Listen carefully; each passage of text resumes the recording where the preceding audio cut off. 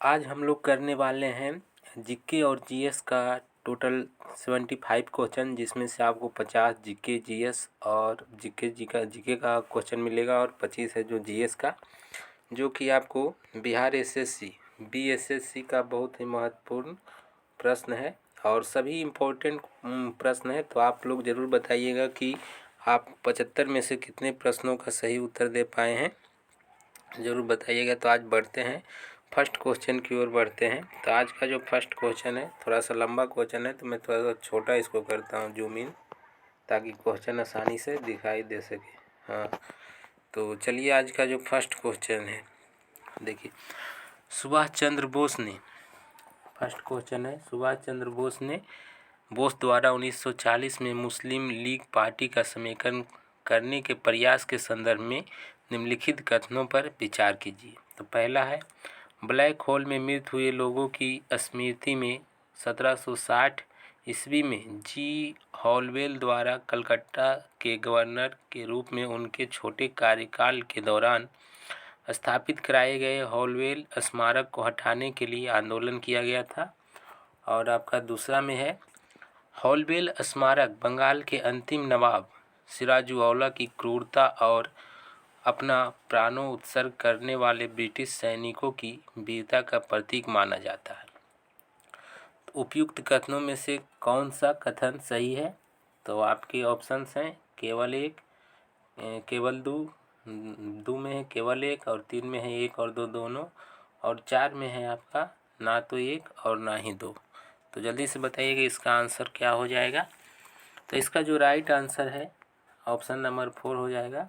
ना तो एक कथन सही है और ना ही दो कथन सही है। और मैं आपको बता देना चाहता हूं कि बंगाल का जो वेस्ट बंगाल का WB वेस्ट बंगाल के अंतिम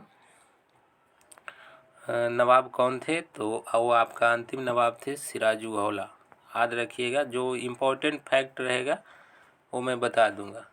सिराजुद्दौला अंतिम नवाब थे बंगाल के। उसके बाद बढ़ते हैं नेक्स्ट क्वेश्चन की ओर। क्वेश्चन नंबर 2, थोड़ा समय बड़ा कर लेता हूँ, अब 2 है। क्वेश्चन नंबर 2 आपका है सिनेगॉग निम्नलिखित में से किसकी पूजा स्थल है? तो पहले में है पारसी धर्मावलंबियों की, दूसरा में है ताओ धर्मावलंबियों की, और तीसरा में यहूदी धर्मावलंबियों की, चौथा में सिंतो धर्मावलंबियों की। मतलब इसमें सीधा कहा गया है कि जो सिनेगॉग है वो किसका पूजा स्थल है। जैसे हम लोग हिंदू लोग पूजा किस में करते हैं? हिंदू लोग पूजा करते हैं जैसे मंदिर में करते हैं, मुस्लिम लोग करते हैं मस्जिद में। तो इसलिए इस सिनेगॉग निम्नलिखित में से किसकी पूजा स्थल का नाम है? तो इसका जो राइट आंसर हो जाएगा वो है आपका ऑप्शन सी, यहूदी धर्मावलंबियों का जो पूजा स्थल है उसे सिनेगॉग कहते हैं। बढ़ते हैं नेक्स्ट क्वेश्चन की ओर। क्वेश्चन नंबर 3, और आप लोग बताते जाइएगा आपने कितने प्रश्नों का सही उत्तर दिया है। तो आपका जो तीसरा प्रश्न है, खुले बाजार के संचालन क्या संकेत करते हैं? पहला में है अनुसूचित बैंकों द्वारा उद्योग तथा व्यापार के लिए उधार लेना, दूसरा में है भारतीय रिजर्व बैंक द्वारा सरकारी प्रतिभूतियों की खरीद और बिक्री, तीसरा में है जमा राशि का संग्रहण, और चौथा में है आपका अनुसूचित बैंकों द्वारा राष्ट्रीय रिजर्व बैंक से उधार लेना। तो जल्दी से बताइएगा कि तीसरा का राइट आंसर क्या हो जाएगा, आप लोग जल्दी से बताइएगा। तो इसका जो राइट आंसर है तीसरा का वो हो जाएगा आपका 2, भारतीय रिजर्व बैंक द्वारा सरकारी प्रतिभूतियों की खरीद और बिक्री। बढ़ते हैं नेक्स्ट क्वेश्चन। क्वेश्चन नंबर 4 है आपका कि पश्चिम बंगाल के राज्यपाल कौन है? आप लोग क्वेश्चन नंबर 4 देख लीजिए, पश्चिम बंगाल के राज्यपाल कौन है? ए में है BL जोशी, और 2 में है केसीनाथ त्रिपाठी, तीसरा में इधर देखते हैं तीसरा ऑप्शन क्या है। हाँ, तीसरा में है आपका शिवराज पाटिल, और चौथा में है मार्गरेट हलवा। तो जल्दी से बताइएगा पश्चिम बंगाल के राज्यपाल कौन है? तो इनका जो राइट आंसर हो जाएगा, राइट आंसर है जो अभी फ़िलहाल में पश्चिम बंगाल के राज्यपाल हैं जो ऑप्शन नंबर बी 2 है जो केसीनाथ त्रिपाठी। बढ़ते हैं नेक्स्ट क्वेश्चन की ओर। क्वेश्चन नंबर है आपका 5। क्वेश्चन नंबर 5 है आपका छत्तीसगढ़ में लौह और इस्पात का कारखाना कहाँ स्थित है? पहला है बर्नपुर, दूसरा में है सलेम, तीसरा भिलाई, चौथा बोकारो। तो छत्तीसगढ़ की राजधानी आप लोग तो जानते हैं, छत्तीसगढ़ की राजधानी कहाँ है? तो रायपुर है। जो थोड़ा सा इम्पोर्टेंट है मैं उसे नोट करता चलूँगा और आप लोग लिखते जाइएगा। छत्तीसगढ़ की राजधानी कहाँ है? रायपुर। तो इसमें पूछा गया छत्तीसगढ़ में लौह और इस्पात का कारखाना कहाँ स्थित है?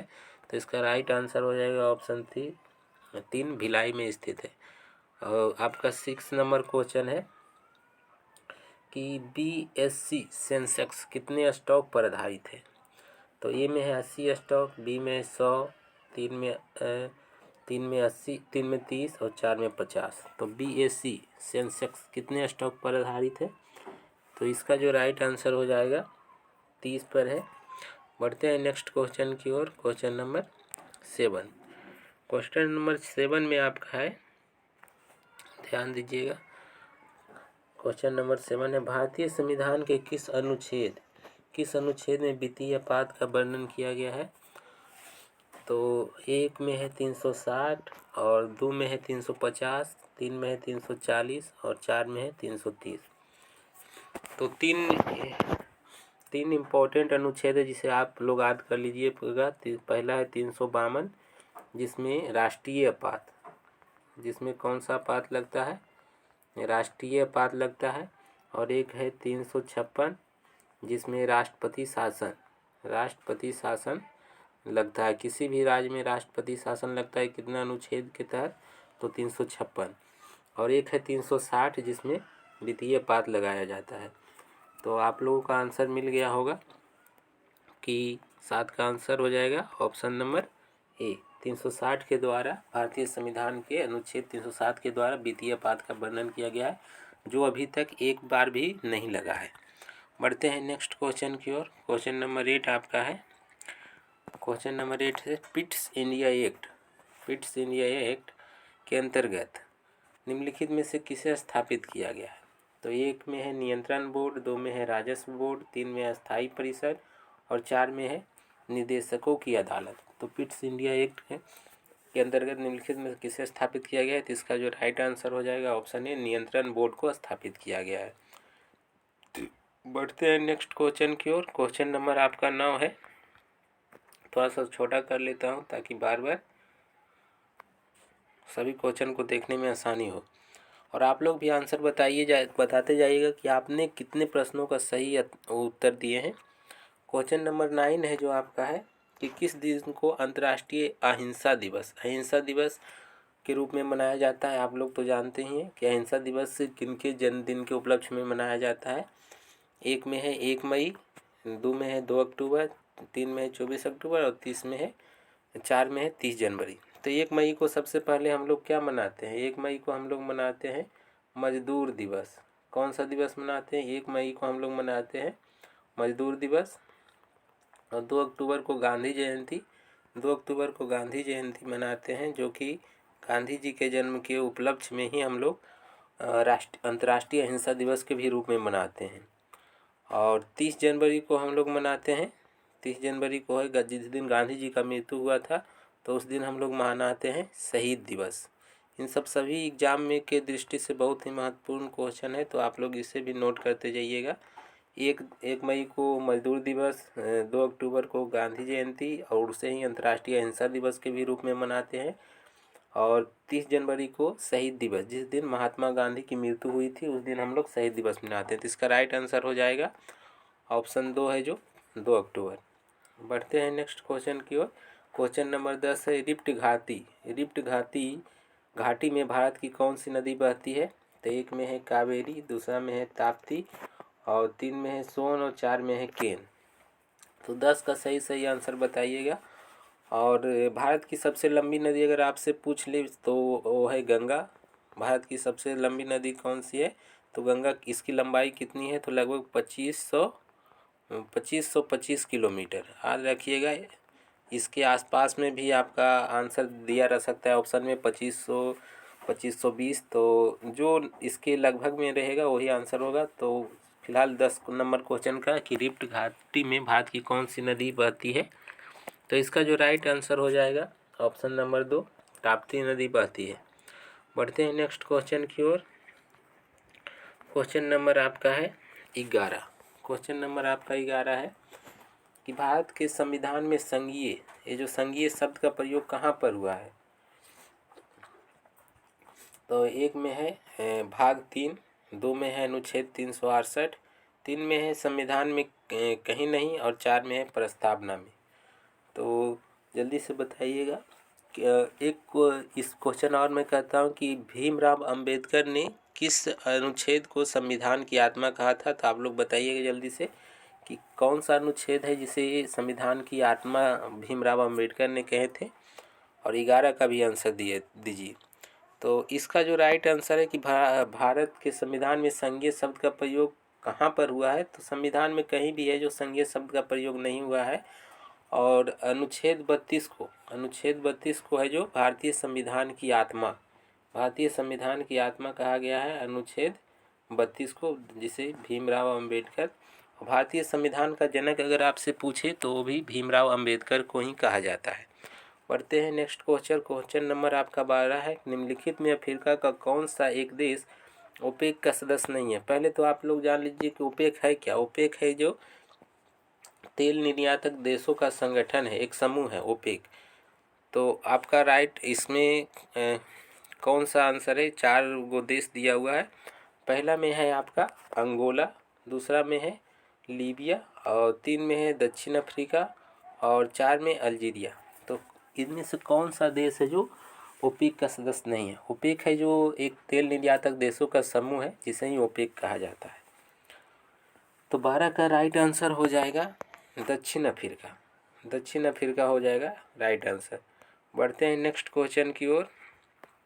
क्वेश्चन नंबर आपका है जो 13, 12 तक कंप्लीट हम लोग कर लिए हैं। 13 नंबर क्वेश्चन की ओर बढ़ते हैं। तो 13 नंबर क्वेश्चन है आपका क्या है, पूर्ण स्पर्धा में कीमत ग्रहीता कौन होता है। एक में है उद्योग, बी में सरकार, 3 में फर्म, और 4 में खरीदार। तो पूर्ण स्पर्धा में कीमत ग्रहीता कौन होता है, 13 का आंसर बताइएगा। तो इसका जो राइट आंसर हो जाएगा आपका, वो हो जाता है फर्म, जिसको फार्म बोलते हैं। क्वेश्चन नंबर 14 है आपका, 14 है कि उस रोजगार की स्थिति को क्या कहते हैं जिसमें कृषि श्रमिकों की उत्पादकता शून्य होती है। तो एक में है मौसमी बेरोजगारी, 2 में है चक्रीय बेरोजगारी, और 3 में है परिच्छन बेरोजगारी, 4 में है ढांचागत बेरोजगारी। तो उस रोजगार की स्थिति को क्या कहते हैं जिसमें कृषि श्रमिकों की उत्पादकता शून्य होती है। जल्दी से आंसर बताइएगा। तो इस शून्य होना मतलब इसमें क्या हो गया, आंसर इसका हो जाएगा 3, परिच्छन बेरोजगारी। बढ़ते हैं नेक्स्ट क्वेश्चन की ओर। क्वेश्चन नंबर आपका है जो 15 में कहा गया है कि निम्न में कौन सा युग्म सही सुमेलित है। सही सुमेलित मतलब इसमें 3 जो आंसर है वो गलत है और आपका एक सही होगा, तो आपको उसे ढूंढना है। तो पहले इधर दिया है शास्त्रीय नृत्य दिया गया है, और इधर दिया गया है राज। तो आंध्र प्रदेश का शास्त्रीय नृत्य क्या है, तो कुचिपुड़ी। आंध्र प्रदेश का शास्त्रीय नृत्य कुचिपुड़ी है, बिल्कुल सही है। तो पहला ही आंसर हमारा सही सुमेलित हो जाएगा। कथकली है जो तमिलनाडु का नहीं है, कथकली है आपका केरल का। कहाँ का है, केरल का है। और कथक है जो कथक है हमारा, ये कथक है उत्तर भारत का है। कथक कहाँ का शास्त्रीय नृत्य है, तो उत्तर भारत का, खास करके जैसे यूपी वगैरह में है जो कथक। और कथक के महान कथक जो कथक के प्रसिद्ध थे उनका नाम था बिरजू महाराज। आप लोग याद रखिएगा, बहुत बार पूछा गया है कि बिरजू महाराज किस शास्त्रीय नृत्य से संबंधित थे। तो आप लोग बताइएगा कि बिरजू महाराज हैं जो कथक से संबंधित थे। मणिपुर का है मणिपुरी, कथक नहीं होगा। और भरतनाट्यम केरल का नहीं है, भरतनाट्यम है जो तमिलनाडु का है। भरतनाट्यम जो लोक नृत्य तमिलनाडु का है। और केरल का है जो मोहिनी अट्टम है। केरल का शास्त्रीय नृत्य क्या है, मोहिनी अट्टम। तो इन सभी बातों को भी आप लोग नोट करते चलिएगा, परीक्षा की दृष्टि से बहुत ही महत्वपूर्ण है। क्वेश्चन नंबर 16 की ओर बढ़ते हैं कि संयुक्त राष्ट्र सुरक्षा परिषद में अस्थायी सदस्यों के निर्वाचन की अवधि कितने समय के लिए होती है।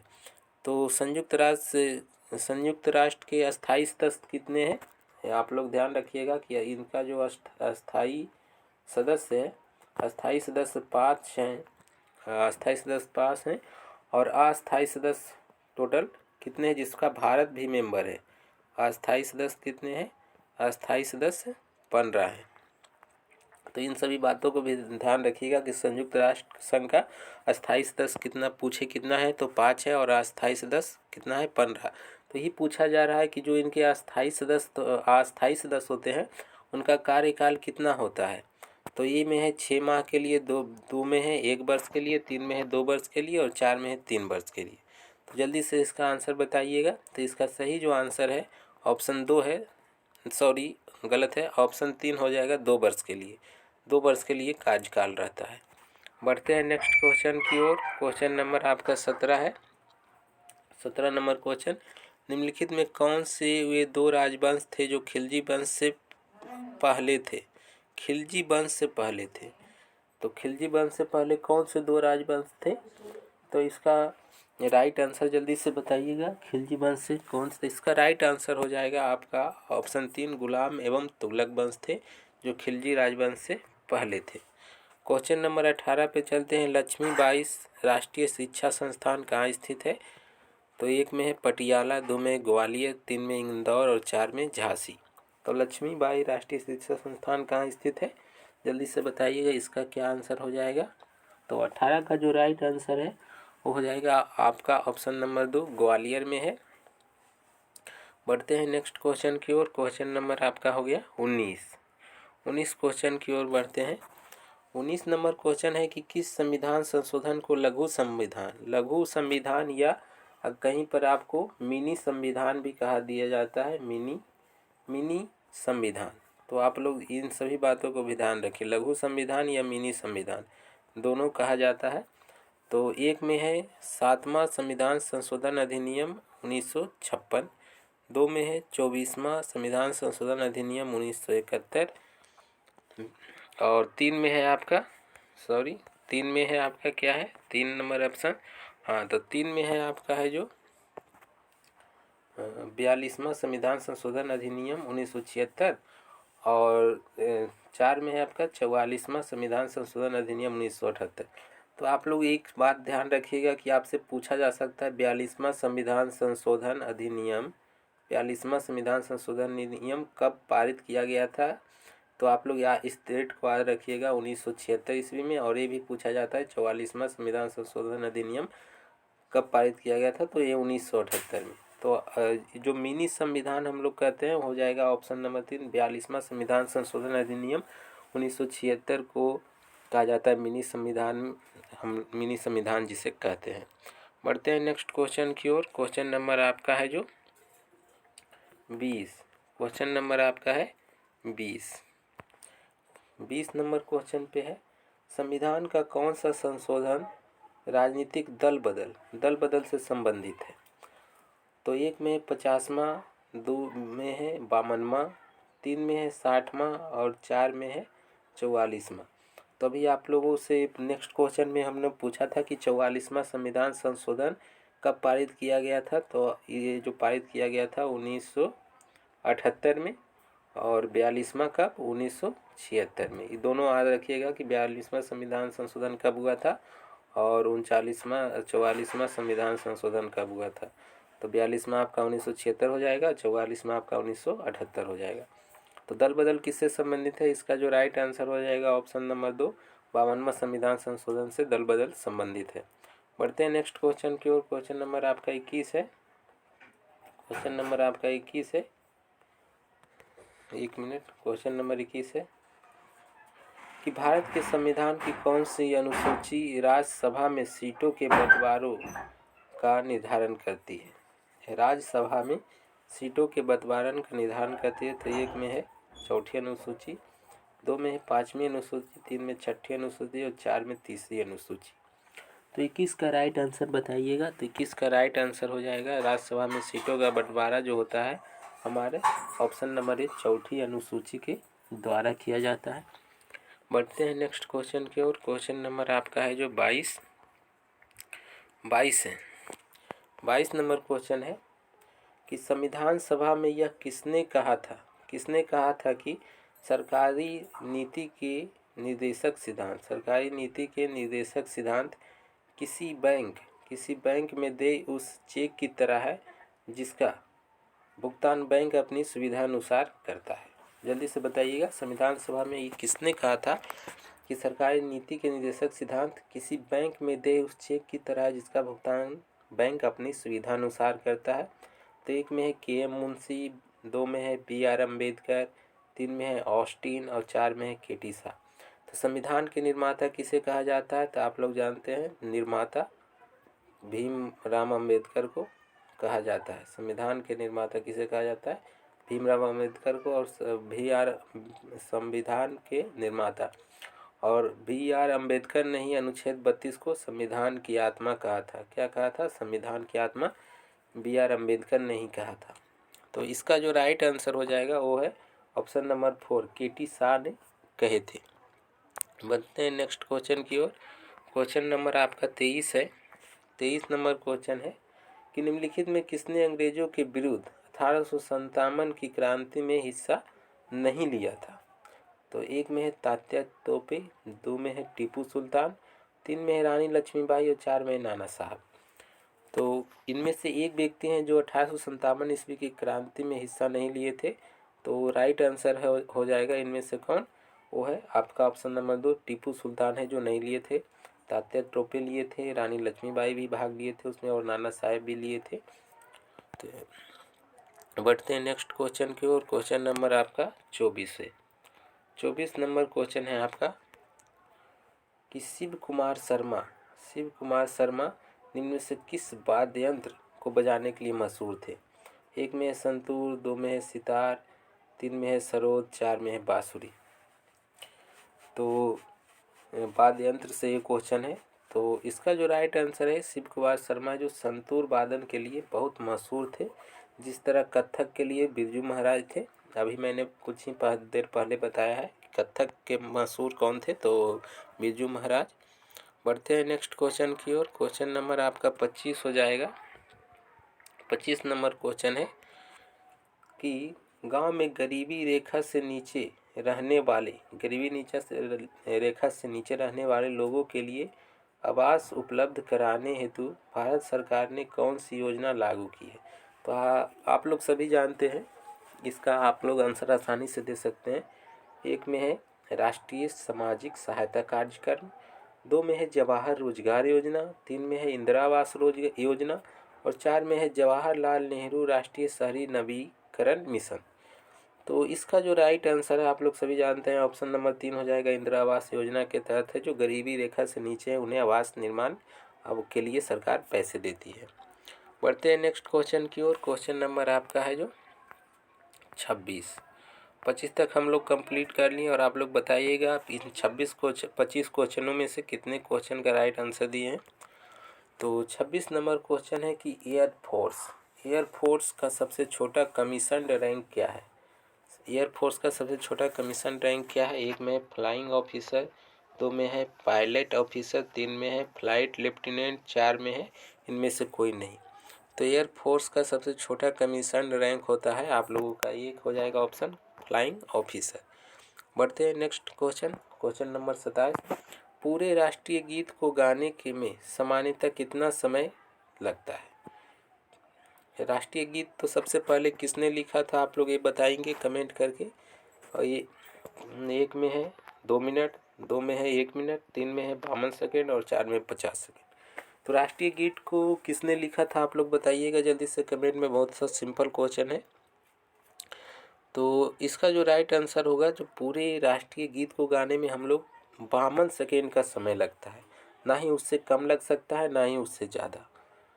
बढ़ते हैं नेक्स्ट क्वेश्चन की ओर। क्वेश्चन नंबर आपका 28।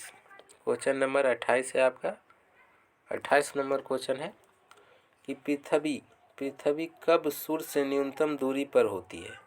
एक में है 22 दिसंबर, और 2 में है 3 जनवरी, 3 में है 4 जुलाई, और 4 में है 21 जून। तो किस दिन पृथ्वी सूर्य से न्यूनतम दूरी पर होती है, जिसे हम लोग अपसौर या उपसौर के नाम से भी जानते हैं। अधिकतम दूरी को हम लोग अपसौर और न्यूनतम दूरी के उपसौर कहते हैं। तो इसका जो राइट आंसर हो जाएगा, 3 जनवरी को सूर्य है जो पृथ्वी से न्यूनतम दूरी पर रहती है। क्वेश्चन नंबर 29 है, सिंधु घाटी सभ्यता का कौन सा स्थल सबसे पहले खोजा गया था। सिंधु घाटी सभ्यता की खोज किसने की थी, तो आप लोगों को मालूम है सिंधु घाटी सभ्यता की खोज दयाराम साहनी। दयाराम साहनी एक व्यक्ति का नाम है जिन्होंने सबसे पहले सिंधु घाटी सभ्यता की खोज की थी, दयाराम साहनी। तो इसी में कहा गया है कि सिंधु घाटी सभ्यता का कौन सा स्थल सबसे पहले खोजा गया है। एक में हड़प्पा, 2 में है मोहनजोदारो, 3 में है लोथल, और 4 में है कालीबंगन। तो सबसे पहले जो खोजा गया स्थल था वो है हड़प्पा। और लोथल अभी कहाँ पड़ता है, तो लोथल अभी है जो कौन से राज्य में पड़ता है भारत के, तो लोथल है जो अभी भारत के गुजरात राज्य में स्थित है। आप लोग याद रखिएगा। पढ़ते हैं नेक्स्ट क्वेश्चन की ओर। क्वेश्चन नंबर 30 है आपका। क्वेश्चन नंबर 30 है कि बिहार में मगधी भाषा का प्रथम कवि किसे माना जाता है। मगधी भाषा का, तो 1 में ईशान, 2 में सियाराम, 3 में मनोरंजन सिंह, 4 में नागार्जुन। तो बिहार में मगधी भाषा का प्रथम कवि जिसे माना जाता है, उन्हें माना जाता है ईशान को, इसलिए आपका ऑप्शन नंबर 1 है जो राइट हो जाएगा। क्वेश्चन नंबर 31 की ओर। नंबर 31 में क्या है कि निम्नलिखित में से कौन सी जलधारा है जो ठंडी है, ठंडी जलधारा है।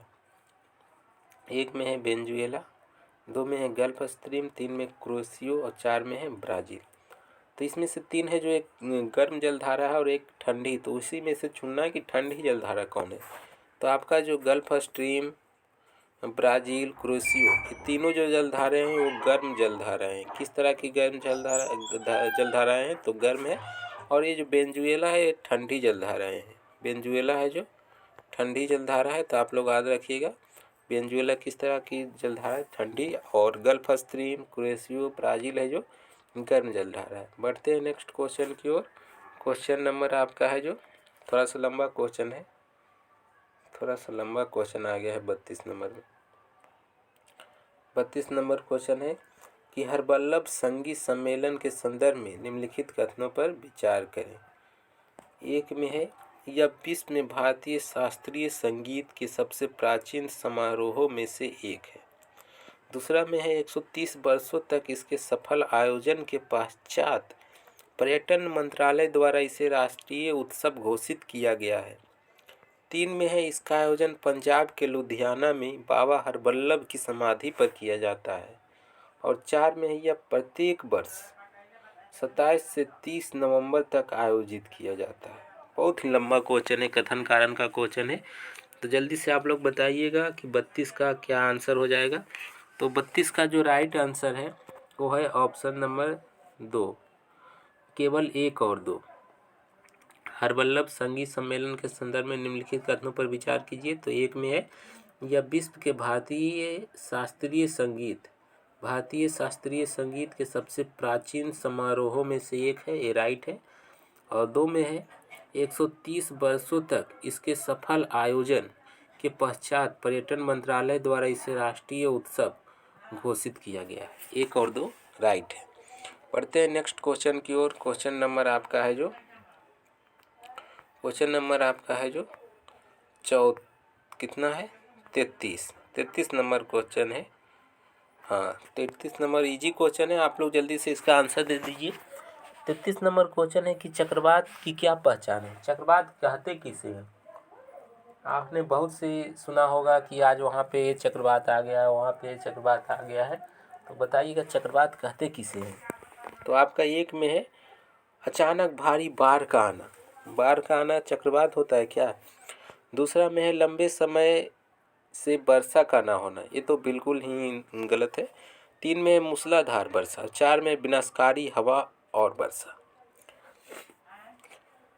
तो जल्दी से बताइएगा 33 का क्या आंसर हो जाएगा राइट। तो इसका जो राइट आंसर है कि विनाशकारी हवा और वर्षा जो आती है उसे ही हम लोग चक्रवात कहते हैं। 34 नंबर क्वेश्चन है आप लोगों का। 34 में क्या है, अंतरिक्ष में जाने वाली प्रथम महिला कौन थी। तो एक में है वैलेंटिना तेरेस्कोवा, 2 में है डॉक्टर सैली केराइट, 3 में है स्वेतलाना स्वाइत्स्काया, 4 में कल्पना चावला। कल्पना चावला है जो हमारे भारतीय मूल की एक अमेरिकी वैज्ञानिक थी, जिनकी मतलब अंतरिक्ष में जाने के दौरान इनकी मृत्यु हो गई थी। आप लोग याद रखिएगा, पूछा जाता है कि कल्पना चावला मतलब किस मूल के वैज्ञानिक थे, तो भारतीय मूल की वैज्ञानिक थी। तो इसका जो राइट हो जाएगा कि अंतरिक्ष में जाने वाली प्रथम महिला कौन थी, तो ये है वैलेंटिना तेरेस्कोवा। और ये कहाँ से है, तो आप लोग याद रखिएगा वैलेंटिना तेरेस्कोवा है जो रूस की थी, प्रथम महिला थी, आप लोग याद रखिएगा। बढ़ते हैं नेक्स्ट क्वेश्चन की ओर। क्वेश्चन नंबर आपका है जो 35। क्वेश्चन नंबर आपका 35 है। 35 पे ध्यान दीजिए। शेरशाह सूरी के पिता हसन सूरी, यही भी पूछा जाता है कि शेरशाह सूरी का मकबरा कहाँ है, हमेशा क्वेश्चन में पूछा जाता है। और शेरशाह सूरी के पिता का क्या नाम था, तो आप इसे भी याद रखिएगा। शेरशाह सूरी के पिता का नाम हसन सूरी था। का मकबरा कहाँ निर्मित है, जो सूखा मकबरा के नाम से प्रसिद्ध है, सूखा मकबरा के नाम से प्रसिद्ध है। तो एक में है सासाराम, 2 में है राजगीर, 3 में है पटना और 4 में है मुंगेर। तो इसका जो राइट आंसर हो जाएगा वो हो जाएगा ऑप्शन ए, सासाराम में शेरशाह सूरी का भी मकबरा है और उनके पिता हसन सूरी का भी मकबरा है। दोनों का मकबरा सासाराम में ही है। पर क्वेश्चन नंबर 36 में क्या है, भारत का प्रधानमंत्री बनने के लिए न्यूनतम आयु क्या है, मतलब कितने वर्ष के अगर आप हो सकते हैं तो भारत के प्रधानमंत्री बन सकते हैं। तो एक बात मैं बता देता हूँ, प्रधानमंत्री होता है जो लोकसभा में, कहाँ, लोकसभा में बहुमत दल का नेता होता है। आप लोग ध्यान रखिएगा, अगर आप लोग कभी एग्जाम में पूछा जाता है कि प्रधानमंत्री कहाँ के बहुमत दल का नेता होता है, तो लोकसभा का। और लोकसभा को हम लोग निम्न सदन भी बोलते हैं, निम्न सदन बोलते हैं। राज्यसभा हो गया, राज्यसभा को हम लोग उच्च सदन बोलते हैं, उच्च सदन भी बोलते हैं। और तो इन सभी बातों को ध्यान रखिएगा। तो इसमें पूछा गया कि भारत का प्रधानमंत्री बनने की न्यूनतम आयु क्या है, तो इसका जो राइट आंसर हो जाएगा आप लोगों का ऑप्शन ए 25 वर्ष हो जाएगा, क्योंकि लोकसभा का सदस्य बनने के लिए न्यूनतम आयु जो निर्धारित की गई है वो 25 वर्ष। अगर राज्यसभा के लिए पूछा जाए तो राज्यसभा के लिए 30 वर्ष। और राज्यसभा कैसा सदन है, राज्यसभा एक अस्थायी सदन है जो कभी भी भंग नहीं किया जा सकता। ये बहुत बार पूछा भी गया है कि कौन सा सदन है जिसे कभी भंग नहीं किया जा सकता, तो राज्यसभा है। और इसके प्रत्येक 2/3 सदस्य 2 वर्षों पर मनोनीत किए जाते हैं, 2/3 सदस्य प्रत्येक 2 वर्षों पर नए निर्वाचित किए जाते हैं। बढ़ते हैं नेक्स्ट क्वेश्चन 37 पर। भारतीय राष्ट्रीय कांग्रेस की स्थापना कब हुई थी, कितने ईस्वी में हुई थी, तो एक में है 1880, 2 में 1885, 3 में है 1890, 4 में 1886।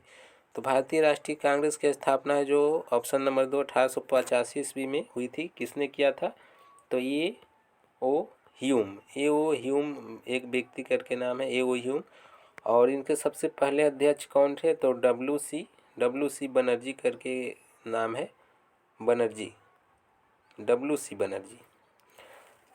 भारतीय राष्ट्रीय कांग्रेस की स्थापना 1885 ईस्वी में हुई थी और किसने किया था, तो ये ह्यूम ने। और इसके प्रथम अध्यक्ष कौन थे, तो डब्ल्यू सी बनर्जी। सभी बातों को ध्यान रखिएगा। बढ़ते हैं नेक्स्ट क्वेश्चन की ओर। क्वेश्चन नंबर आपका 38 है। 38 नंबर क्वेश्चन है कि विश्व का सबसे बड़ा रेगिस्तान कौन सा है।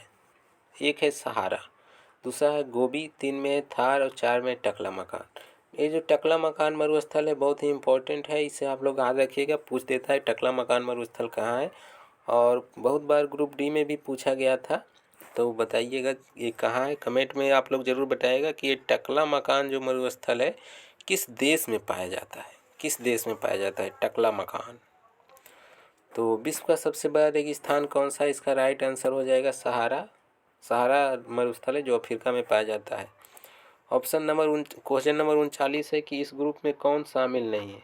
ये रीजनिंग टाइप क्वेश्चन है, ए में है हरियाणा, 2 में है गुजरात, 4 में है केरल और 3 में है केरल, 4 में तमिलनाडु। अगर इसको आप लोग ध्यान से देखें तो चारों एक राज्य का नाम है। तो आप कॉमन सेंस लगाइए कि इसमें रीजनिंग टाइप भी क्वेश्चन पूछ लिया जाता है कि इसमें कौन एक अलग है, तो ही आपको चुनना है।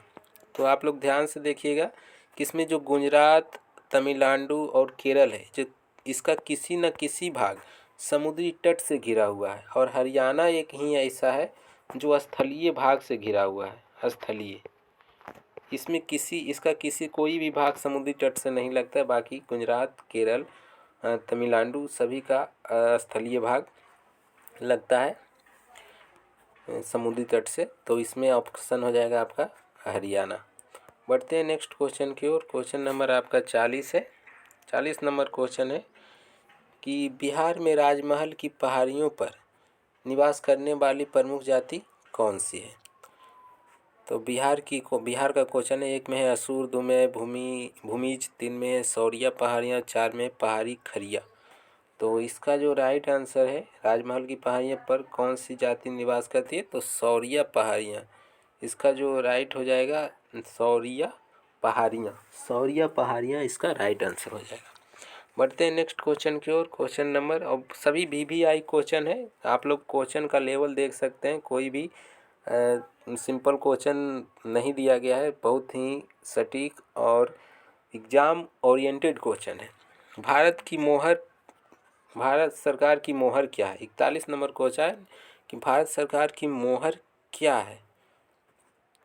तो एक में है शक्ति के प्रतीक खड़े हुए शेरों की तस्वीर, 2 में है सारनाथ में अशोक स्तंभ शीर्ष की प्रतिकृति, और 3 में है आपका चक्र के साथ शेरों की तस्वीर, और 4 में है शेरों के साथ गेहूं के 2 पौधे जो देश की कृषि शक्ति का प्रतीक है। तो जल्दी से बताइएगा इसका आंसर क्या हो जाएगा 41 नंबर का। भारत सरकार की मोहर पर क्या क्या चिन्ह रहता है।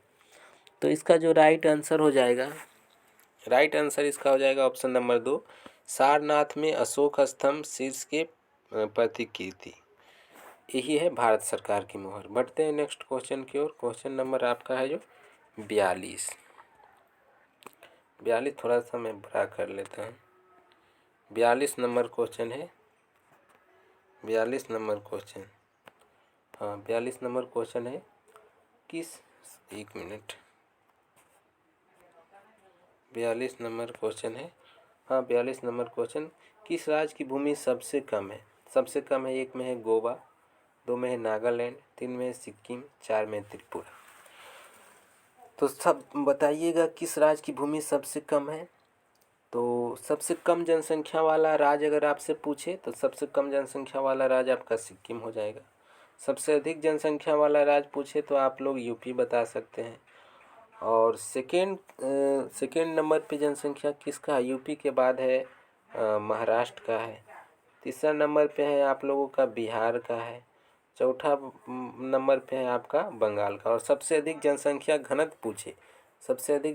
घनत्व किस राज्य का है, तो सबसे ज़्यादा जनसंख्या घनत्व बिहार का है। और सबसे कम जनसंख्या घनत्व पूछे तो आपका अरुणाचल प्रदेश। सबसे कम जनसंख्या घनत्व वाला राज्य कौन सा है, अरुणाचल प्रदेश। और सबसे अधिक साक्षरता अगर जो पूछे तो केरल है, और सबसे कम में बिहार। तो इन सभी बातों को ध्यान रखिएगा। तो इसमें पूछा गया किस राज्य की भूमि सबसे कम है, तो इसका जो राइट आंसर हो जाएगा वो है आपका गोवा की भूमि है जो सबसे कम है, सबसे छोटा राज्य। और क्वेश्चन नंबर 43 की ओर बढ़ते हैं। निम्नलिखित में किस भारतीय राज्य का सबसे लंबी तटरेखा है। सबसे लंबी तटरेखा किस भारतीय राज्य का है। तो 1 में है तमिलनाडु, 2 में है कर्नाटक, 3 में है गुजरात, 4 में है आंध्र प्रदेश। तो इसका जो राइट सबसे लंबी जो तटरेखा है वो है आपका ऑप्शन नंबर 3 हो जाएगा, गुजरात की है सबसे ज़्यादा लंबी तटरेखा है। क्वेश्चन नंबर आपका है जो 44 है, जो राजा राम मोहन राय किसके संस्थापक थे। राजा राम मोहन राय किसके संस्थापक थे। 1 में है आर्य समाज, 2 में है ब्रह्म समाज, 3 में है प्रार्थना समाज, 4 में है रामकृष्ण मिशन की। तो राजा राम मोहन राय जो आर्य समाज की स्थापना किसने किए थे, स्वामी दयानंद सरस्वती। आप लोग याद रखिएगा किसने किए थे, तो स्वामी दयानंद सरस्वती। आर्य समाज की संस्थापना बहुत बार पूछा गया है। स्वामी दयानंद सरस्वती, थोड़ा सा लंबा नाम है, स्वामी दयानंद सरस्वती ने किए थे। ब्रह्म समाज की स्थापना राजा राम मोहन राय ने किए थे। प्रार्थना समाज की स्थापना आत्माराम पांडुरंग ने किए थे। आप लोग याद रखिएगा, आत्माराम पांडुरंग। और रामकृष्ण मिशन की स्थापना है जो रामकृष्ण मिशन की स्थापना स्वामी विवेकानंद। इन सभी संस्थाओं को याद रखिएगा। रामकृष्ण मिशन की स्थापना किसने किए थे? तो स्वामी विवेकानंद। सभी ध्यान रखिएगा, बहुत ही इम्पोर्टेंट सभी क्वेश्चन है। इसमें पूछा गया राजा राम मोहन राय ने किसके संस्थापक थे? तो राजा राम मोहन राय थे जो किसके संस्थापक थे? ब्रह्म समाज के संस्थापक थे। बढ़ते हैं नेक्स्ट क्वेश्चन की ओर। क्वेश्चन नंबर आपका 45 है। 45 नंबर क्वेश्चन है आपका। 45 नंबर क्वेश्चन है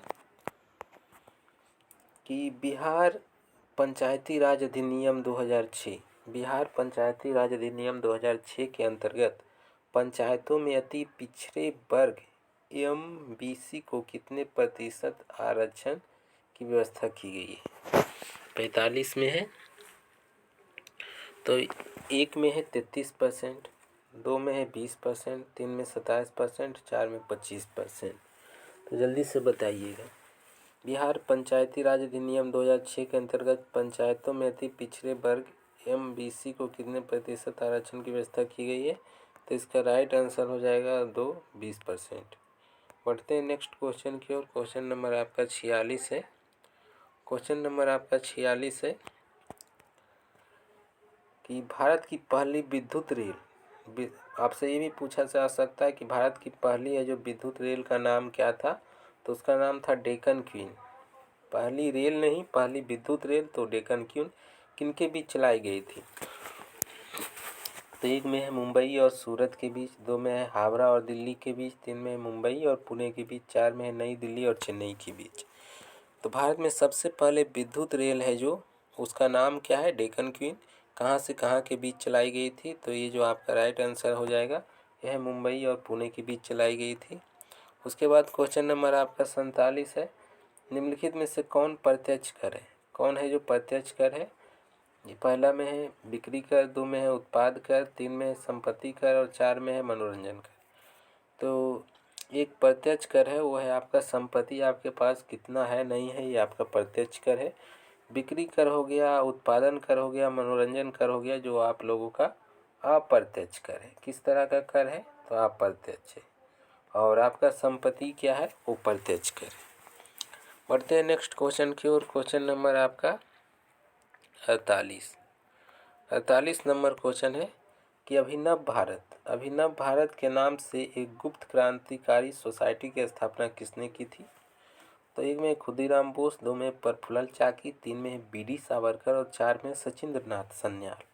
तो अभिनव भारत के नाम से गुप्त क्रांतिकारी सोसाइटी की स्थापना किसने की थी?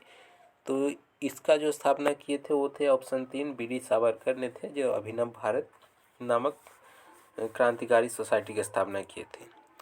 बढ़ते हैं नेक्स्ट क्वेश्चन। क्वेश्चन नंबर आपका 49 है और ये जीके का लास्ट 50 क्वेश्चन है।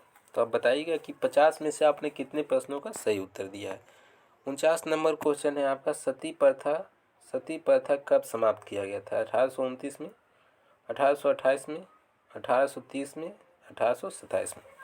तो सती प्रथा कब समाप्त किया गया था? सती प्रथा,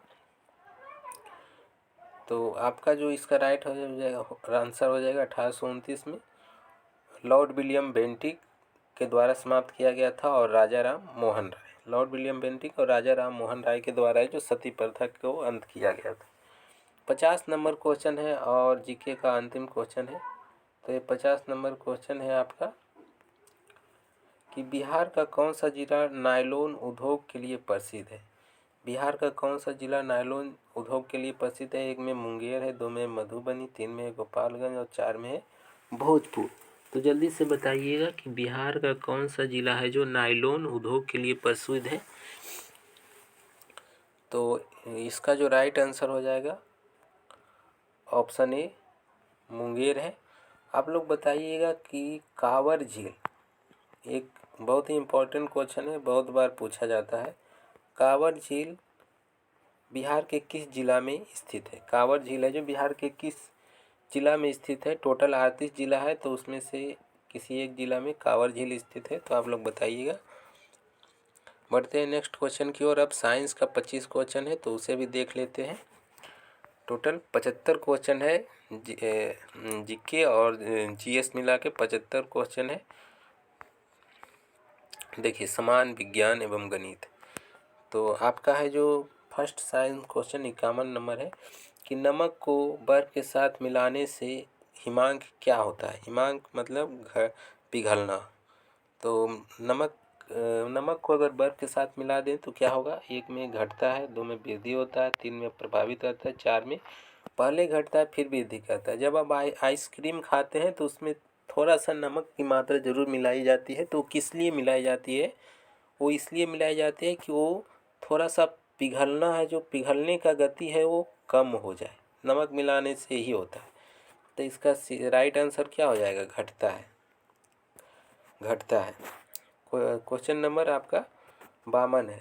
बामन है, वाहन चालन हेतु पार्श्व दृश्य दर्पण में किसका उपयोग होता है? पार्श्व दृश्य दर्पण में मतलब देखने के लिए जो साइड मिरर हो, साइड मिरर को ही हम लोग यहाँ पे पार्श्व दृश्य दर्पण लिखे हैं। कभी कभी आप लोगों का यहाँ पे साइड मिरर भी लिख देता है, तो आप लोग ध्यान रखिएगा। साइड मिरर और पार्श्व दृश्य दर्पण दोनों एक ही हैं। तो 1 में है साधारण, 2 में है अवतल दर्पण, 3 में है उत्तल, 4 में है प्रतिलोमित। तो किसका कौन सा दर्पण का उपयोग किया जाता है? तो इसका जो राइट आंसर हो जाएगा उत्तल दर्पण। और उत्तल दर्पण का उपयोग है जो आँख में किस लेंस का उपयोग किया जाता है? तो मानव आँख में किस लेंस का उपयोग होता है? तो उत्तल लेंस। और उत्तल लेंस से दीर्घ दृष्टि दोष, हाँ एक बात और याद रखिएगा, दीर्घ दृष्टि दोष, अगर किसी व्यक्ति को दीर्घ दृष्टि दोष है तो कौन सा दर्पण उपयोग करेगा? उत्तल दर्पण। और जिसे निकट दृष्टि दोष है, निकट दृष्टि में कौन सा दर्पण का प्रयोग किया जाता है? तो अवतल का किया जाता है। निकट दृष्टि दोष में अवतल दर्पण का प्रयोग किया जाता है। इन सभी बातों को आप लोग ध्यान रखिएगा। बढ़ते हैं नेक्स्ट क्वेश्चन की ओर। क्वेश्चन नंबर आपका हो गया 53 नंबर क्वेश्चन है। 53 नंबर आपका क्वेश्चन है कि निम्नलिखित में से किसके लिए एक बीटी बीज विकसित किया गया है? तो बीटी बीज ये शायद बहुत आप लोगों को याद भी होगा। तो 1 में है गेहूँ, 2 में है मक्का, 4 में है दालें और 3 में है कपास। तो बीटी बीज किसके लिए विकसित किया गया है? तो इसका जो राइट आंसर हो जाएगा आपका ऑप्शन नंबर 3 कपास के लिए। आप लोग बताइए, गेहूँ रबी फसल है या खरीफ? गेहूँ रबी फसल है या खरीफ फसल है? खरीफ बताइएगा। फिर आपको मक्का रबी फसल है या खरीफ फसल है? जल्दी से कमेंट में बताइएगा कि गेहूं है जो आपका रबी फसल है या खरीफ फसल। बहुत बार पूछा जाता है कि आपको दे दिया जाएगा गेहूं, जौ, सरसों, चावल, बताइए इनमें से रबी फसल कौन सा है, खरीफ फसल कौन सा है? तो इसे भी याद रखिएगा, बहुत बार पूछा जाता है। क्वेश्चन नंबर 54 की ओर बढ़ते हैं। निम्नलिखित में कौन से प्रकार के पेड़ों को सूर्य प्रकाश प्रेमी भी कहा जाता है? तो 1 में है मरोदभिद, 2 में है आत्पोदभिद, 3 में है मृतजीवी और 4 में है लवणोदभिद। तो किस प्रकार के पेड़ों को है जो सूर्य प्रकाश प्रेमी कहा जाता है? सूर्य प्रकाश प्रेमी कहा जाता है। तो इसका जो राइट आंसर हो जाएगा वो है आत्पोदभिद। बढ़ते हैं नेक्स्ट क्वेश्चन। क्वेश्चन नंबर आपका 55। कितना नंबर? 55। 54 तक हो गया है। 55 नंबर क्वेश्चन है आपका। 55 नंबर क्वेश्चन है कि प्याज का एक गांठ बल्ब का उदाहरण है जो कि एक परिवर्तित है। मतलब इसमें पूछ रहा है प्याज है जो किसका एक परिवर्तित रूप है? 1 में है तना, 2 में है जड़, 3 में है पत्ती, 4 में है फूल। बताइएगा जल्दी से, प्याज किसका एक परिवर्तित रूप है? क्या वो तना का है, जड़ का है, पत्ती का है, फूल का है? तो इसका जो राइट आंसर हो जाएगा ऑप्शन ए, तना का परिवर्तित रूप है। क्वेश्चन नंबर आपका 56 है। 56 है जो गैल्वेनोमीटर के द्वारा क्या पता लगाते हैं? 1 में है प्रतिरोध, 2 में है ऊर्जा, 3 में है धारा, 4 में है ताप। क्या पता लगाया जाता है गैल्वेनोमीटर से। और एक बात आप लोग याद रखिएगा कि गैल्वेनोमीटर से क्या पता लगाया जाता है। तो इसका राइट आंसर हो जाएगा ऑप्शन 3 धारा। और आप लोग बताएं प्रतिरोध है जो, प्रतिरोध का मात्रक क्या होता है। तो प्रतिरोध का मात्रक है जो ओम होता है। कार्य ऊर्जा का मात्रक क्या होता है, कार्य ऊर्जा का मात्रक क्या होता है। तो जूल होता है, जूल होता है कार्य ऊर्जा का। और ताप के केल्विन, ताप के क्या होता है, केल्विन होता है। और विद्युत धारा का क्या होता है, तो एम्पियर होता है। इन सभी बातों को भी आप लोग ध्यान रखिएगा। कार्य ऊर्जा का जूल, ताप के केल्विन और प्रतिरोध के ओम, आप लोग याद रखिएगा। बढ़ते हैं नेक्स्ट क्वेश्चन की ओर। क्वेश्चन नंबर है आपका 57। 57 में है आपका, कहा गया है कि धातु की एक प्लेट के बीच काट कर एक छेद बनाया गया है और फिर उसे गर्म किया गया है। तो छेद का आकार क्या हो गया। मान लीजिए किसी कोई धातु का प्लेट है, उसे काट कर बीच में एक छेद कर दिया गया है और फिर जब उसे गर्म किया जाता है तो उस छेद का जो आकार है वो क्या होगा, बढ़ेगा, घटेगा, उतना ही रहेगा या कुछ धातुओं में बढ़ता है, कुछ धातुओं में बढ़ता है। जल्दी से इसका आंसर बताइएगा। और आप लोगों को मालूम है कि धातु के ऑक्साइड कैसे होते हैं, धातु के ऑक्साइड कैसे होते हैं, पूछा गया है। धातु के ऑक्साइड हमेशा क्षारीय होते हैं। किस प्रकृति के होते हैं, धातु के ऑक्साइड क्षारीय होते हैं। और अधातु अगर पूछ ले तो अधातु अम्लीय। इन सभी बातों को आप लोग नोट कर लीजिएगा। अधातु के ऑक्साइड किस तरह के होते हैं, तो अम्लीय होते हैं। अम्लीय, अम्लीय मतलब 7 से कम, 7 से कम। अम्लीय किसे कहा जाता है, जिसका पीएच मान है जो, पीएच मान है जो 7 से कम हो। क्षारीय किसे कहा जाता है, जिसका पीएच मान है जो 7 से ज़्यादा हो। और उदासीन किसे कहा जाता है, उदासीन किसे कहा जाता है, जिसका पीएच मान 7 के बराबर हो। तो इन सभी बातों को ध्यान रखिएगा। तो इसका जो राइट आंसर हो जाएगा ऑप्शन ए है, बढ़ेगा। बढ़ते हैं नेक्स्ट क्वेश्चन की ओर। क्वेश्चन नंबर 58 है आपका, कौन सी मिश्र धातु मुख्यतः कॉपर तथा टिन से बनती है, कॉपर तथा टिन से बनती है। पीतल किसका मिश्रण है, पीतल है जो तांबा, पीतल किसका मिश्रण है, तांबा और जस्ता का है। उसके बाद क्या है, कांसा क्या है, कांसा किसका मिश्रण है, तो तांबा और टिन का है। तो इसमें पूछा क्या गया है, कॉपर मिश्र तांबा ही होता है, तो कॉपर और टिन। तो क्या आंसर हो जाएगा, कांसा ही हो जाएगा। और सोल्डर किसका मिश्रण है, तो सोल्डर है जो सीसा और टिन का है। सोल्डर किसका है, सभी इम्पोर्टेंट क्वेश्चन है, सभी नोट कर लीजिएगा। अगर आपसे पूछा कि पीतल किसका है, तो तांबा और जिंक का। कांसा तो आपका कॉपर और टिन का। सोल्डर तो सीसा और टिन का। सभी इम्पोर्टेंट है। बढ़ते हैं नेक्स्ट क्वेश्चन की ओर। क्वेश्चन नंबर आपका 59 है। 59 नंबर क्वेश्चन है, वह धातु पहचानिए जो निरामिषी प्रकार की है, निरामिषी प्रकार की। एक में है क्रोमियम, 2 में है स्वर्ण, 3 में है कैडमियम, 4 में कोबाल्ट। आप लोग बताइए कि स्वर्ण, सोना का संकेत क्या होता है, सोना का संकेत क्या होता है और चांदी का संकेत क्या होता है। जल्दी से बताएंगे कमेंट में, सोने का संकेत क्या होता है और चांदी का संकेत क्या होता है। तो ये 59 नंबर का जो राइट आंसर हो जाएगा वो स्वर्ण। और आपसे पूछा भी जाता है कि कौन सी धातु है जो मुक्त अवस्था में पाया जाता है, तत्व, कौन सा तत्व मुक्त अवस्था में पाया जाता है। तो इसका भी राइट आंसर, कौन सा मुक्त अवस्था में पाया जाता है, स्वर्ण, जिसे आप लोग गोल्ड कहते हैं। और इसका जो संकेत है वो होता है Au और चांदी का होता है Ag। समझ गए। और 60 नंबर क्वेश्चन, अब आप नेक्स्ट क्वेश्चन 60 नंबर। तो 60 नंबर क्वेश्चन आपका है, थोड़ा सा मैं छोटा करता हूँ ताकि क्वेश्चन आ जाए। 60 नंबर क्वेश्चन है आपका, 60 नंबर क्वेश्चन है,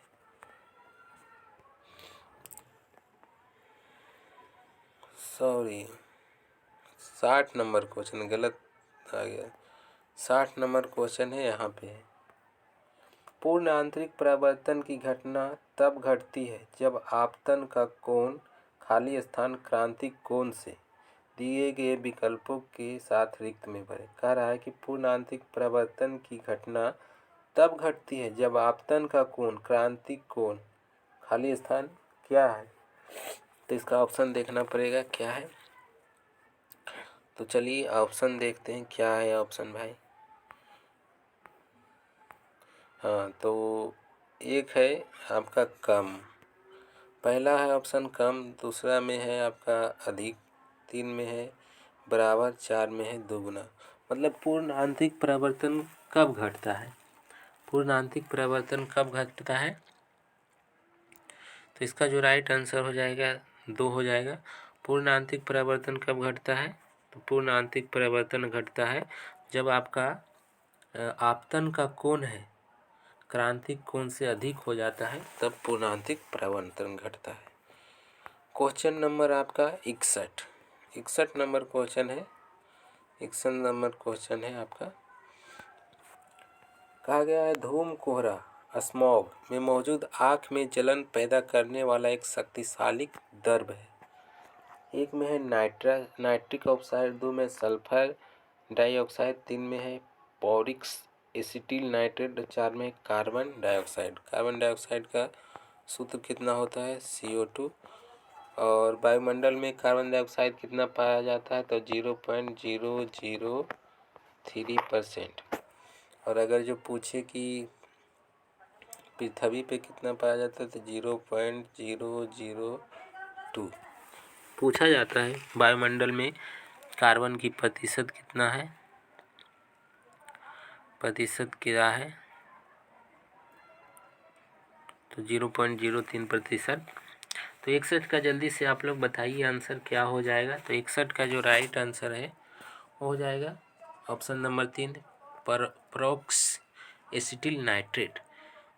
क्वेश्चन नंबर आगे बढ़ते हैं 62 नंबर की ओर बढ़ते हैं। 62 नंबर आपका क्वेश्चन है, सॉरी 1 मिनट।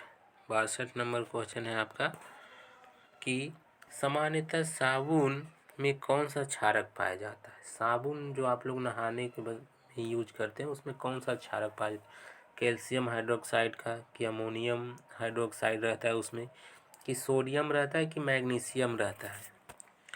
तो इसका जो राइट आंसर हो जाएगा साबुन में हमेशा है जो क्या पाया जाता है, साबुन में हमेशा पाया जाता है सोडियम हाइड्रोक्साइड।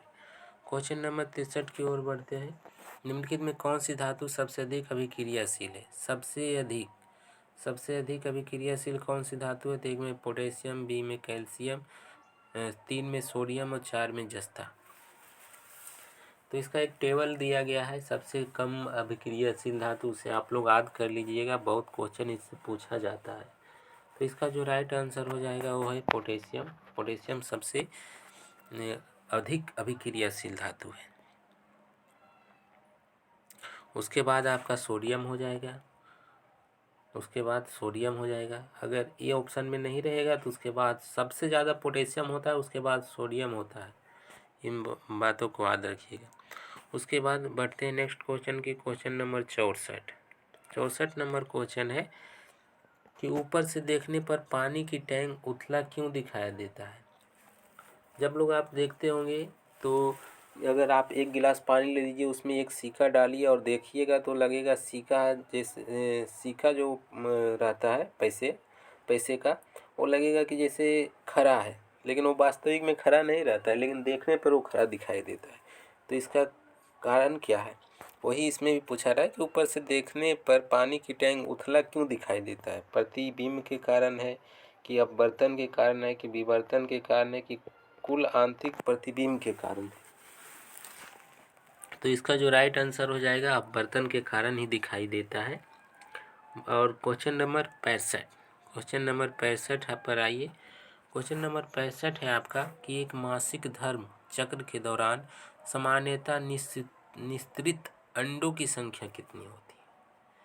एक मासिक धर्म चक्र के दौरान सामान्यतः निस्त्रित अंडों की संख्या कितनी होती है,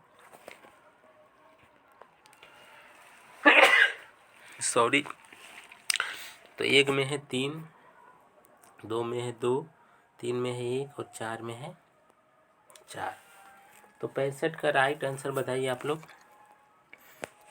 तो अगर आपसे पुरुष पूछ दिया जाए कि पुरुष में कौन सा गुणसूत्र पाया जाता है, पुरुष में कौन सा गुणसूत्र पाया जाता है, तो थोड़ा सा लिखने में दिक्कत हो रही है। पुरुष में पाया जाता है आपका XY। अगर पूछे महिला में कौन सा गुणसूत्र पाया जाता है, तो XX। अगर देखिए अगर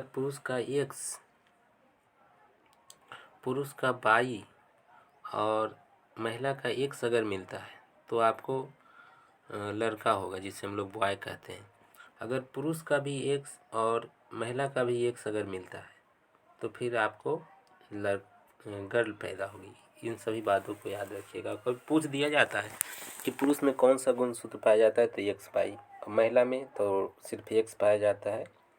और अगर XY मिलता है तो लड़का पैदा होता है, और अगर XX मिलता है, अगर पुरुष का भी X महिला का भी X, तो लड़की पैदा होती है। तो इसमें इसका जो राइट आंसर हो जाएगा ऑप्शन सी 1। बढ़ते हैं नेक्स्ट क्वेश्चन की ओर। क्वेश्चन नंबर आपका 66 है। 66 नंबर क्वेश्चन है कि फेफड़े कहाँ स्थित होते हैं। फेफड़े कहाँ स्थित होते हैं? 1 में है उदरीय गुहिका, 2 में है हृदयावर्णीय गुहिका, 3 में है उदरावर्णीय गुहिका और 4 में है फुफ्फुसावर्णीय गुहिका। फेफड़े कहाँ उपस्थित होते हैं? तो इसका जो राइट आंसर हो जाएगा वो है फुफ्फुसावर्णीय गुहिका। क्वेश्चन नंबर आपका 67 क्वेश्चन नंबर है। 67 में है हाइड्रोक्लोरिक अम्ल किसकी कोशिकाओं से स्रावित होता है? ये सिंपल सा क्वेश्चन है, सभी लोग बता सकते हैं। इसका सूत्र पूछे तो हाइड्रोक्लोरिक अम्ल का HCl होता है। तो 1 में है मुख कोटर, 2 में है पेट, 3 में है इलियम और 4 में है कोलोन। तो HCl कहाँ रहता है? तो इसका राइट आंसर है पेट में पाया जाता है। बढ़ते हैं नेक्स्ट क्वेश्चन नंबर 68 है आपका। 68 है कि पाइसीकरण क्या है? 1 में है वसा को छोटी छोटी गुलिकाओं में भंजित करना या तोड़ना। 2 में वसा का पाचन, 3 में वसा का अवशोषण, 4 में वसा का संग्रहण। तो पाइसीकरण का ही सिंपल सा ही अर्थ होता है कि वसा को है जो छोटी छोटी गुलिकाओं में भंजित करना या तोड़ना। तो इसका राइट आंसर हो जाएगा 1। बढ़ते हैं नेक्स्ट क्वेश्चन की ओर। क्वेश्चन नंबर आपका 69 नंबर क्वेश्चन है कि एंजाइम की गतिविधि किसके परिवर्तन से नियंत्रित हो सकती है? 1 में है pH, 2 में प्रकाश, 3 में है आर्द्रता, 4 में है बारिश। तो ये तो सिंपल सा आप लोग छांट भी सकते हैं। क्या प्रकाश से एंजाइम की गतिविधि नियंत्रित हो सकती है, वर्षा से हो सकती है, या फिर आर्द्रता नमी से हो सकती है? बिल्कुल नहीं। तो इसका राइट आंसर कौन सा हो जाएगा? सिंपल सा है pH। और pH की खोज किसने किया था? तो सोरेनसन। जिससे हम लोग पता कर सकते हैं कि कौन सा अम्लीय है। सोरेनसन pH स्केल की खोज किसने की थी? सोरेनसन। जिससे हम पता करते हैं कि कौन सी वस्तु अम्लीय है, कौन सी क्षारीय। और ऑलरेडी मैंने बता दिया कि क्षारीय कब होता है, अम्लीय कब होता है और उदासीन कब होता है। बढ़ते हैं नेक्स्ट क्वेश्चन की ओर। तो नेक्स्ट क्वेश्चन है आपका प्रोटीन किससे पचते हैं? 1 में है प्रोटीयस, 2 में है एमिलेस, 3 में है लाइपेस और 4 में है न्यूक्लियस। तो प्रोटीन, इसका जो राइट आंसर है प्रोटीन किससे पचता है? तो इसका जो राइट आंसर है प्रोटीयस से पचता है। और बढ़ते हैं नेक्स्ट क्वेश्चन की ओर। क्वेश्चन नंबर 71 नंबर क्वेश्चन है। 71 नंबर, किसकी मौजूदगी के कारण शरीर के भीतर रक्त जमता नहीं? अगर आपके शरीर के अंदर वो पदार्थ नहीं रहेगा तो रक्त जगह जगह पे रक्त का क्लॉटिंग हो जाएगा, थक्का बन जाएगा, जिससे आपकी मृत्यु हो जाएगी। तो आपका 1 में प्लाज्मा, 2 में हीमोग्लोबिन, 3 में हिपैरिन और 4 में फाइब्रिन। तो किसकी मौजूदगी के कारण शरीर के भीतर रक्त है जो जमता नहीं है? जल्दी से बताइएगा। तो इसका जो राइट आंसर हो जाएगा हेपैरिन। बढ़ते हैं नेक्स्ट क्वेश्चन की ओर। क्वेश्चन नंबर 72 है जो आपका है। 72 नंबर क्वेश्चन है कि उस व्यक्ति को क्या कहते हैं, उस व्यक्ति को क्या कहते हैं जो वैज्ञानिक आधार पर मानचित्रों को बनाने का कार्य करता है। जो मानचित्र बनाते हैं उसे क्या कहते हैं, जैसे सुंदर जो लिखता है उसे क्या कहते हैं, तो उसे हम लोग, जो बहुत सुंदर लिखता है उसे हम लोग क्या कहते हैं, तो उसे कहते हैं कैलीग्राफी। 1 मिनट, कैलीग्राफी, सुंदर लिखावट को क्या कहते हैं, कैलीग्राफी कहते हैं। तो उसी तरह पूछा गया है कि जो मानचित्र बनाता है उसे क्या कहते हैं। जो भूगोलविद है उसे तो जियोग्राफर कहते हैं, तो मानचित्र जो बनाता है बढ़िया उसे क्या कहते हैं, तो उसे हम लोग कहते हैं मानचित्रकार, जिसे हम लोग कहते हैं कार्टोग्राफर, कार्टोग्राफर। बढ़ते हैं नेक्स्ट क्वेश्चन की ओर। क्वेश्चन नंबर आपका है जो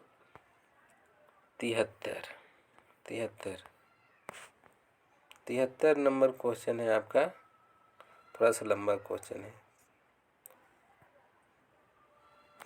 73 नंबर क्वेश्चन है कि विषुव शब्द किसका घोतक है। विषुव का अर्थ मतलब क्या होता है, यही कहा गया है।